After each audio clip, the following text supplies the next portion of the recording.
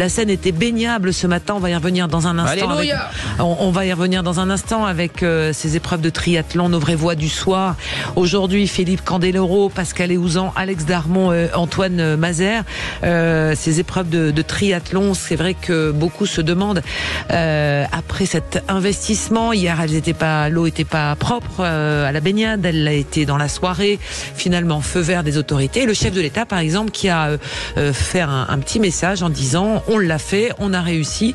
Et c'était un investissement de tout le monde, de l'État, de la région, du département.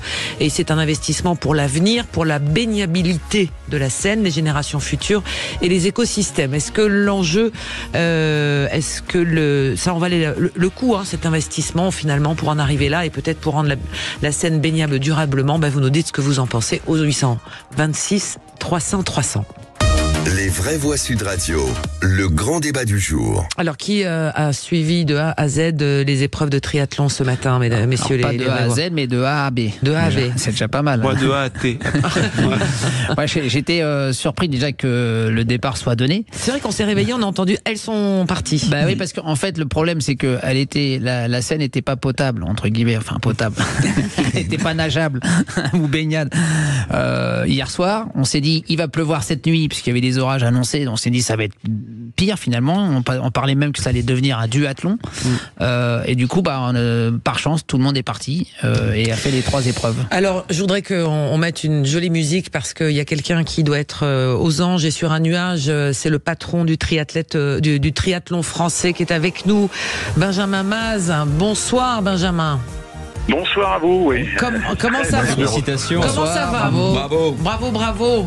Pour vos athlètes.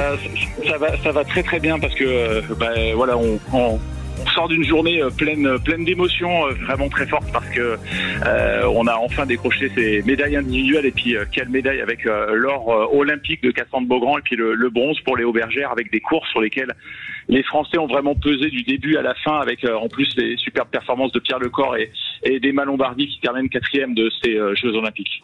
Alors racontez-nous cette folle journée, Benjamin. C'est quoi, un coup de fil? Parce qu'on le disait avec Philippe Candeloro à l'instant, Pascal Héouzan, les vraies voix des JO, Alex Darmon dans cette émission, c'est que vous l'avez su au milieu de la nuit que la compétition allait avoir lieu. Est-ce que c'est comme ça que ça s'est passé? Exactement, un peu tôt le matin, tous ces derniers jours, s'est réveillé vers 3h30 pour pouvoir recevoir le courriel officiel qui annonce ou pas le maintien soit des entraînements, soit des compétitions. Donc, que ce soit lundi, mardi, c'était plutôt de mauvaises nouvelles avec le report du coup des familiarisations en natation ou alors de l'épreuve masculine. Et ce matin, c'était enfin la libération, la joie de pouvoir enfin avoir un triathlon et puis mieux que ça, on a eu le droit à 2 triathlons olympiques avec les épreuves femmes puis les épreuves hommes. Donc il a vite fallu se remobiliser après le titre olympique de Cassandre puisqu'il y avait les garçons à accompagner et on a eu une course folle. Vous n'avez pas pu faire la teuf complètement après le titre de Cassandre, du coup vous avez dû attendre les garçons. Exactement, et puis même ce soir, c'est un petit peu frustrant. Là, on est au Club France actuellement avec les sportifs et on va vite rentrer pour pouvoir finir la récupération parce que dans quelques jours, lundi, on a tout simplement un nouveau titre à aller chercher avec l'épreuve par équipe, donc il faut soigner la récupération. Alors moi, j'ai une question à vous poser. Comment vous avez géré cette situation un peu de crise? Parce que les sportifs, on est un peu compliqué avant les compètes, on est pris par le stress, etc. Donc déjà de prévoir un départ longtemps à l'avance, c'est quelque chose qu'on se fixe. Et quand on se lève à 5h30 pour être prêt à 7h, c'est pas tous les jours à 3h30 pour savoir si on va matcher ou pas. Donc vous avez fait quoi? Comment vous avez préparé ça psychologiquement avec les athlètes? On n'a pas préparé ça directement en fait, mais d'une manière générale, on prépare la capacité du coup à pouvoir être agile, d'être flexible en matière d'attention et surtout se focaliser sur ce que l'on peut maîtriser. La météo, une organisation, les blessures, et c'est tout un tas de choses qu'on ne peut pas gérer quand on est sportif. Ça nous arrive dans la carrière et soit on s'apitoie sur son sort et puis on broie du noir pendant des heures, des jours ou des semaines, soit on est résilient et puis on rebondit et puis on se reprojette sur ce qu'on peut maîtriser. Voilà, quand Dorian Coninck il a une fracture du scaphoïde sur l'épreuve de Yokohama, de suite il se projette vers les Jeux Olympiques et comment je peux optimiser ma récupération, comment est-ce que je peux faire éventuellement de la préparation, de la visualisation mentale pour pouvoir faciliter ma reprise. Donc là les garçons, quand ils apprennent hier que leur épreuve elle est reportée au lendemain, pendant pendant 8-9 minutes, ça râle un petit peu, ils sont un peu frustrés, puis de suite ils comprennent que l'enjeu, il est surtout de préparer la compétition du lendemain, et que ça peut donner un avantage stratégique sur les concurrents étrangers. Benjamin Maz, il y a une question de Philippe Candeloro. Oui, j'ai une question, parce que est-ce que vous pensez que les résultats du test de la Seine de ce matin étaient, on va dire, à minuit, diminuer pour que la course puisse se passer, et au bout de combien de temps, combien d'heures ou combien de jours on pourrait savoir si les athlètes vont souffrir d'une quelconque maladie ou d'un problème? Vous savez, Philippe, là, on est plutôt dans le mode positif d'avoir des épreuves de triathlon. On a toute confiance envers le comité d'organisation et la fédération internationale pour bien préserver la santé et l'intégrité des sportifs. Ils n'ont pas hésité à reporter du coup cette épreuve, donc ils sont capables d'assumer la responsabilité de protéger la santé des sportifs. Ensuite, nous on prend aussi éventuellement des mesures un petit peu de protection de nos sportifs, avec du coup des probiotiques, avec éventuellement l'utilisation d'eau chlorée a posteriori de la course pour pouvoir s'assurer qu'ils récupèrent bien et qu'éventuellement ils n'aient pas chopé un petit virus ou autre. En tout cas, là, je suis juste à côté de Léo Bergère et je peux vous dire que il va bien. Il est plein d'énergie, qui semble pas du tout affecté par cela. Il n'a pas placé le plaque sur le corps. Alors, on va peut-être le déclarer dopé, peut-être, à force. Avec l'eau de la Seine. Elle est comment, l'eau de la Seine? Ils vous ont dit quoi? Elle est bonne, elle est fraîche, les courants sont surpris ou pas? Alors, c'est des courants qui sont relativement forts, mais ça, c'est plutôt pour leur donner le sourire, parce que ce sont d'excellents nageurs, et c'est une partie du triathlon sur lequel ils peuvent vraiment peser et mettre en difficulté éventuellement certains de leurs concurrents. Alors, ça n'aura pas suffi sur la partie masculine, puisque du coup, Alexis et Hayden Wild ont pu revenir sur l'avant de la course, mais chez les filles, ça a aussi permis un petit peu de faire du tri. Et du coup, ils ont partagé entre eux, entre les courses femmes et les courses hommes, pour pouvoir dire quelle était la meilleure trajectoire à suivre. Ouais. Et puis là, on va capitaliser tout ça pour qu'on vous offre le plus beau des spectacles lundi sur le triathlon relais mixte. Alors, Benjamin Maz, vous nous avez dit que Léo Bergère était à côté de vous et qu'il allait bien. Vous pouvez pas nous le passer au téléphone, là? Qu'on lui fasse un petit coucou? Non, il est parti en courant. Il enchaîne. Il est en pleine discussion avec le président de la fédération, donc je vais le laisser un petit peu. Il négocie une prime. Il négocie une prime, il a raison, c'est maintenant ou jamais. C'est déjà 20 000 la prime de la médaille de bronze. Bon, en tout cas, c'était une très très belle image de voir ces nageurs nager dans la Seine, franchement. Et ces nageurs et cette course à l'intérieur de Paris, est-ce que vous avez été surpris qu'à 8h du matin, il y ait autant de monde, même avant, puisque beaucoup de gens étaient déjà massés pour le premier plongeon des filles. Il était quelque part 8h du matin. Cet engouement, est-ce que ça vous a surpris ou c'est maintenant habituel, puisque le triathlon vraiment monte en notoriété, en discipline, ça s'ouvre à toutes les catégories, à toutes les pratiques, j'allais dire?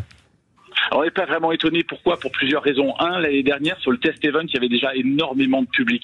Deux, le site, il est sublime, il est incroyable. Trois, c'est un des rares sports qui est gratuit sur les Jeux Olympiques. Et puis 4, vous avez, parmi les 6 sélectionnés, le champion du monde 2023 Dorian Coninx, le champion du monde 2022 Léo Bergère, le 5e des championnats du monde 2023 Pierre Lecor, la 5e des Jeux Olympiques, la vice-championne du monde, la médaille de bronze des championnats du monde. Vous avez que des favoris sur ces Jeux Olympiques. Je crois que les Français, il leur faut pas beaucoup plus pour pouvoir se dire, là, il peut se passer quelque chose de fort. Et je pense que le teasing qu'on a fait depuis un peu plus d'un an, et puis même ces derniers jours avec cette annulation de la Seine et puis les différentes interviews qu'on a pu faire, voilà, ce suspense.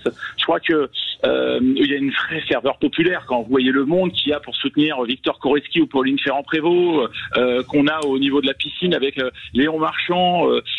Voilà, quand on sait qu'il y a la possibilité d'aller supporter des triathlètes et que c'est gratuit.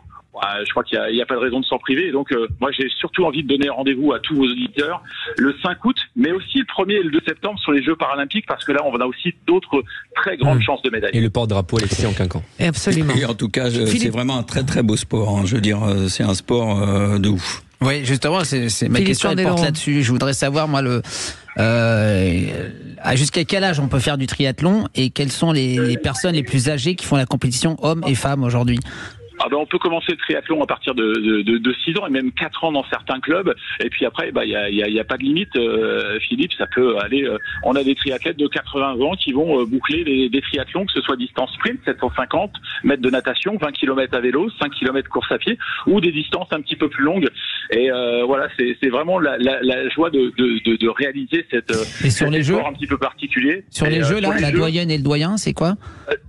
Sur les jeux, on est plutôt autour de 35 ans et l'âge moyen est en train de se rajeunir de plus en plus, mais on est entre 26 et 28 ans pour faire partie des meilleurs mondiaux. Est-ce que, comme le dit le président de la République, les investissements pour dépolluer la Seine la rendent baignable pour vous, qui pratiquez ces épreuves en eau vive, hein, quelque part et très souvent, est-ce que l'investissement en valait la chandelle? Est-ce que demain on peut espérer, selon vous, un carré de piscine dans la Seine sur la durée?